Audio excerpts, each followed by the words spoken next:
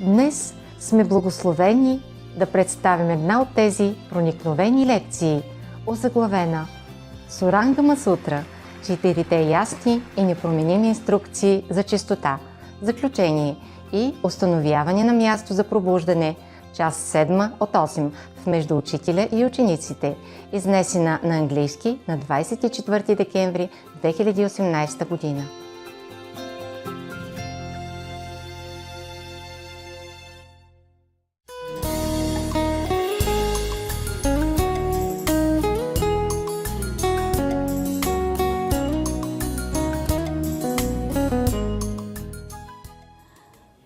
My previous master knows you, master. Who? My previous master, whom we discussed with you, Brahmarshi Patriji's Pyramid Spiritual Societies. He is a Buddha's meditation master. Oh. He knows, and I still meet him whenever he comes to USA. He stays in my house. He knows me? You know him, he knows you. Oh. So you have seen his picture and you told him who he was. And so last time when I met him, and he said, myself and my wife, these two are Supreme Master Ching Hai's favorites. Oh. And he actually asked me to invite you to India. And actually, they every year from December 21st to December 31st, every year they do a group meditation with 100,000 people. Oh. So they construct pyramids at the scale of 5,000 to 6,000 people can sit inside. He actually asked me to invite you to India. So every 3 months, they actually publish Supreme Master Ching Hai's vegan diet and all those things in their magazines. Oh, yeah. Right. Wow. Thank him a lot and tell him that I really, really appreciate his invitation. It's official now, she said. That official now, Indian goes vegan, okay? All right. Please tell your master that I pay respect and I thank him. Thank you, yes, Master. Yes. Okay. All right. There are so many, Master. It's easier for you to choose now. They actually believers of the cosmic energy which is produced through pyramid, like Giza pyramid. So all the disciples, most of them, whoever has little bit money, they build a small pyramid. Because the cosmic energy is built at 45 degrees. Yes. That's the reason even Giza pyramid is giving energy to the earth. Yes. That's why they built the pyramid before. I have told in one of my lecture that there's a meditation place. Right. People just thinking, don't know what, but I say this. No, if you sit inside a pyramid and do meditation, you achieve samadhi in More concentration. Quickly. Just physically speaking, it's more protective. Right, yes. Yes. And whatever negative power, it will disperse out, Right. in this shape. Yes. And I told a long time ago, I don't know if it's recorded or not, that because some people ask me what's a pyramid is for, is it a tomb or something? I said, no, in the old time, people built it just to meditate. It's a meditation place. Now it's proved it. All right, okay. So do what you can to help yourself. But I don't think that the London people can build pyramid into their little apartment. It's very expensive in London, for example, Paris, It's enough to put furniture inside and you zigzag your way through it. Yeah, we're more worried about the soul level, not the body level. That's why you are here for us, Master. All right, Thank you. good. Thank you for your valuable information. Thank you, Master. That just confirmed what I said before. The pyramid is people built it for meditation. Everybody think it's a tomb or what is it inside? Nobody even know up till now what for. For meditation purpose, yeah? Number one is very good concentration inside, energy, okay? Also the cosmic energy can help you, okay? It's one pointed like that, yeah? Okay. And then, number two is that in the desert, it's so hot. The pyramid is very thick. The wall diameter, very thick. And it's so cool inside, as if you stay in a normal. The basic reason pyramids were constructed is Egyptians believe that the person who dies, they will be reborn again. That's why they use it to mummify the body and put it inside the pyramid. The body will be born again? Yeah, they actually wrap it in a chemical cloth and put it but inside that pyramid. is just for the... Yeah, their belief is the person will take rebirth and use the same body. They use pyramids for that purpose. No, that's what people suspect. But it's just for meditation before. Okay, and whatever they wrap them in silk or in a mummy kind of substance, it just is their tradition, just to keep it, to preserve the body. Just like we nowadays, we want to keep the body in a coffin and buried it in some special place and build a little memorial, just so that we remember, because we all want to be like eternally in life, so they do anything they can just to preserve that concept. Yes? I wanted to ask a question about what you were reading before, if that's okay. About when the Buddha was talking about how to get enlightenment without a master, the cow and the poop and the no sleep. Did he mean, I wondered if he meant to say that like literally, as in doing these things will actually, or did he mean it more like a parable as far as like the impossibility of finding enlightenment without a master? Maybe so also, yeah. But he really mean it. He really tell all it graphically, okay? But also, it's possible only because his descendants, disciple is still there. It's a final age of his Dharma teaching. Not now. Not now anymore. Not after 2,700 years of his nirvana. At that time, Buddha just passed away, final ending age about 500 years after he passed away. That's in other sutra he say that.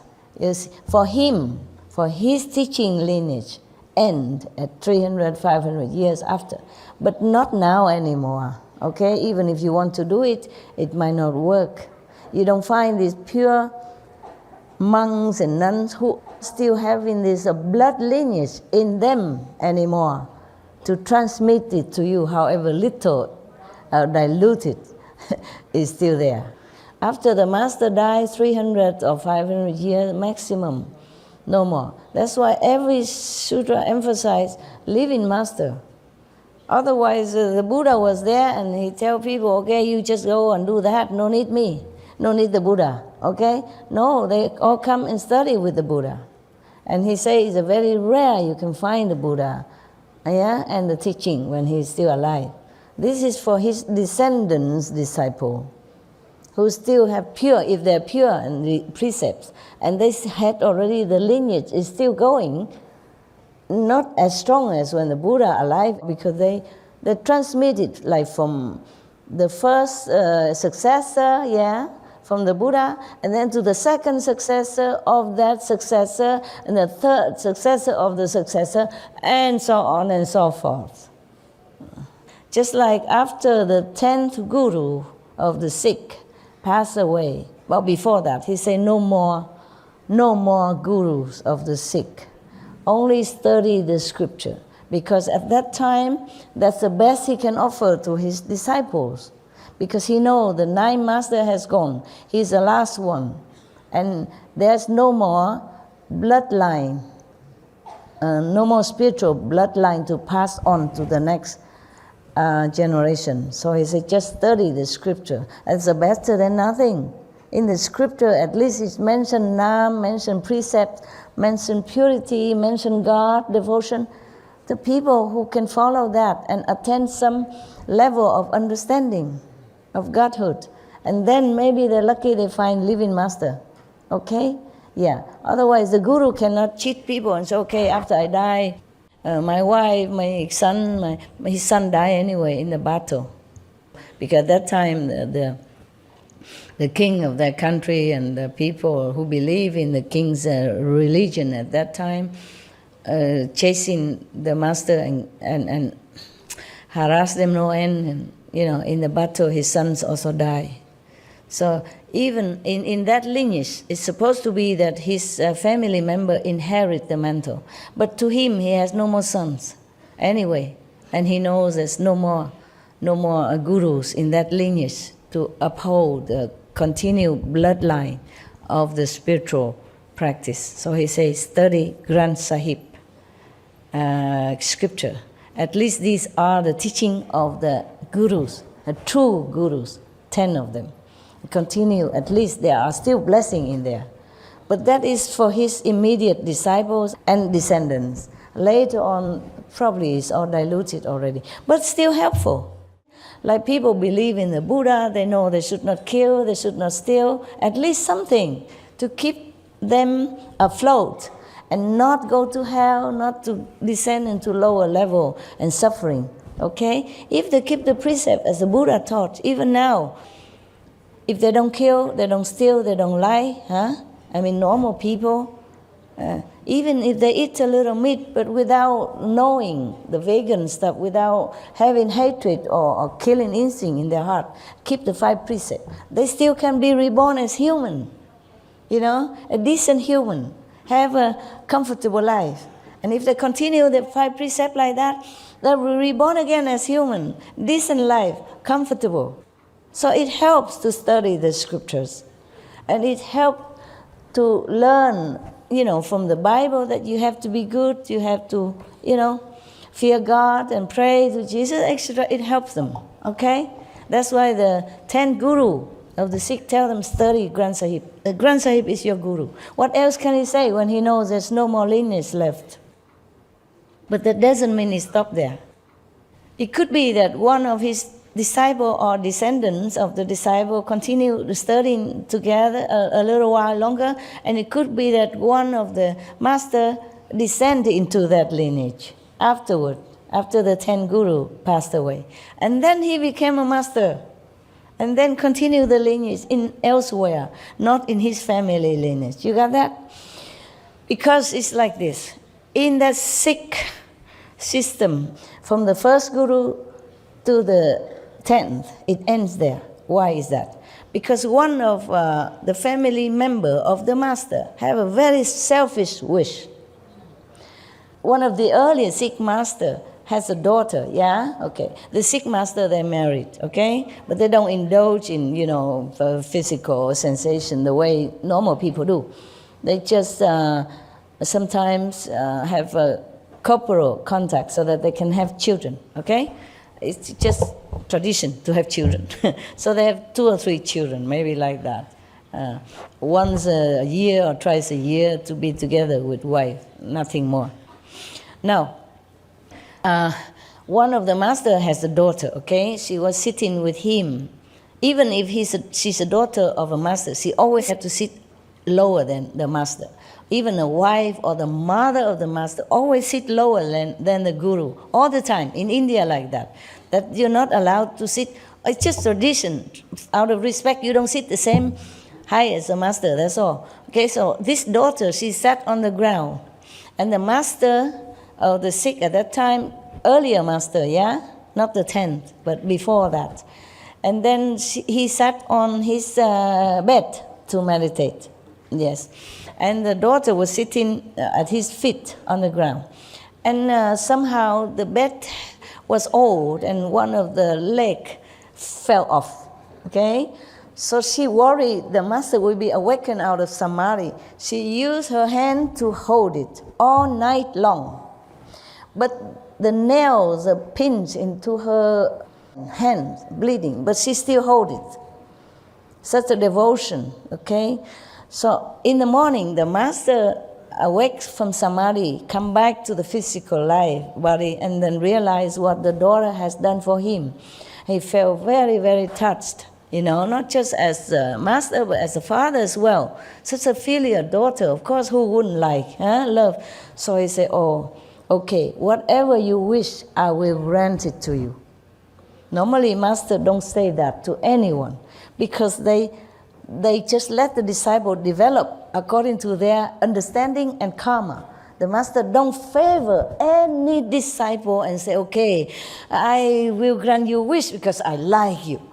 Because you are my daughter, you are my wife, you are my son. No. Or you are my favorite disciple, or you give me $1 million, nada. The master treat everyone equally. But because he was so touched, he came out of a pure meditation samadhi all night long. So his mind is still so pure. He also forget the rule, yeah? And he was touched by his daughter's devotion. Sit all night with a nail deep in her hand and bleeding, just to keep him in samadhi. because she knows the master meditate is very important for the disciples, for the world. So she sacrificed, sit like that instead of the leg of the bed. And then the master just saw that and so very touched. He said, okay, whatever wish you have, I will grant it.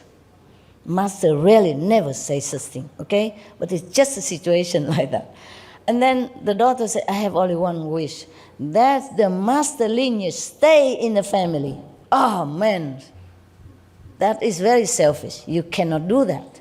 The master lineage should be passed on. The master mantle should be passed on to whoever worthy and enlightened and selflessly devoted to humankind, for all beings. Not because a family member. But the master already promised.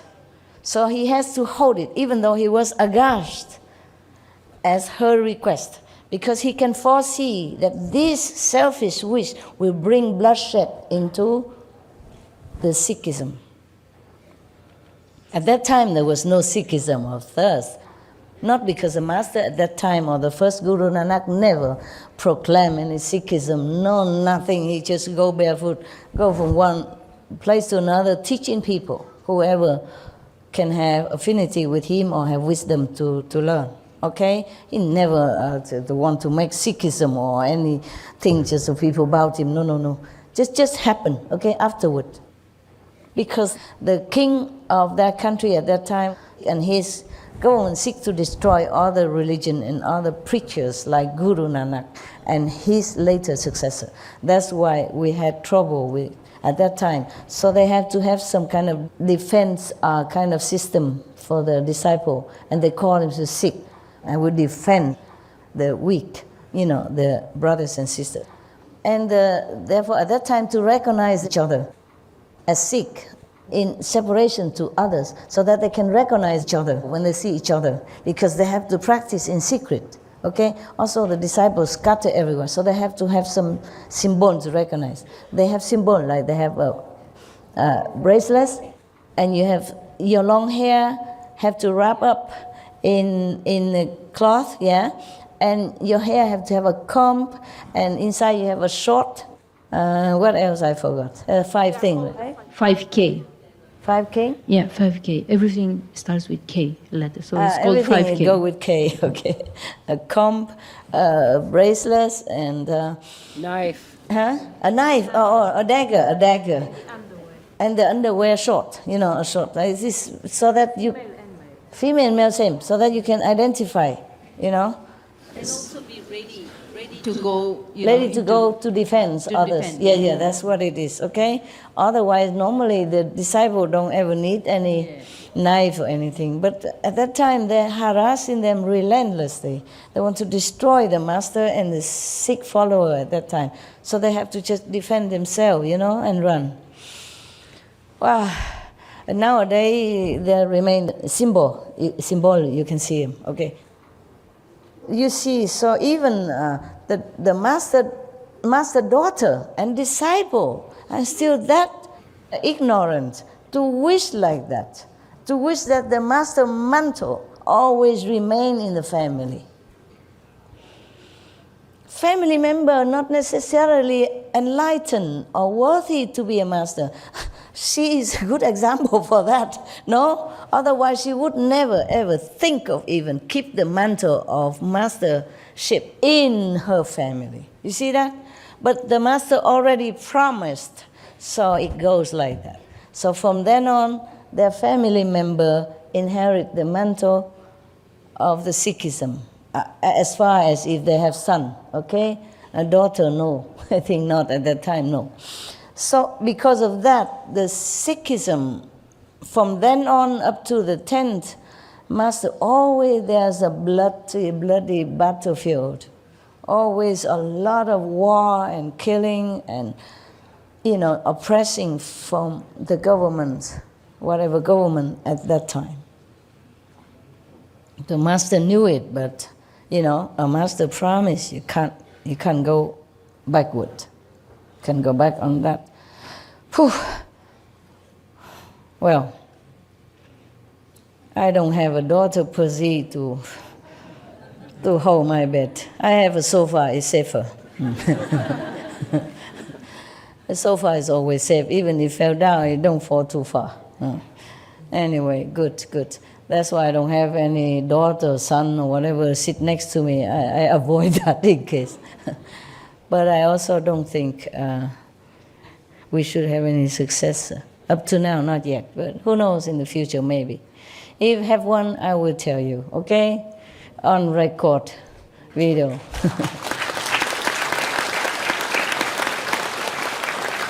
Long years ago, I thought maybe there's one. But then later, because the world changed, the karma changed so much, I don't think it's possible to anyone to handle the matter, up to now.